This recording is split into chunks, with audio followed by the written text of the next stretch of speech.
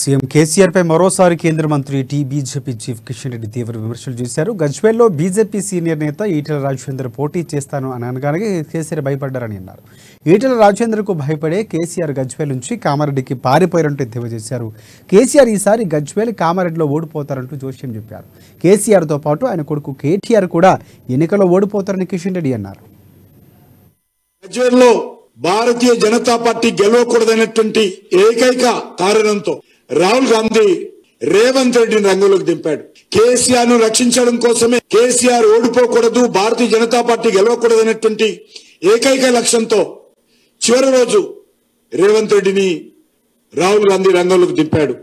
అయినప్పటికీ భారతీయ జనతా పార్టీయే కామారెడ్డిలో గెలుస్తుందనే విషయాన్ని ఈ సందర్భంగా మనవేస్తా ఉన్నాను. టీఆర్ఎస్ యొక్క వ్యతిరేక ఓట్లు చీల్చాలని, కేసీఆర్ ను కామారెడ్డిలో గెలిపించాలని కాంగ్రెస్ కుట్ర చేసింది. కానీ నాకు పూర్తి విశ్వాసం ఉంది, రేవంత్ రెడ్డి రంగంలో రాకముందు ఏ రకంగానైతే కామారెడ్డిలో భారతీయ జనతా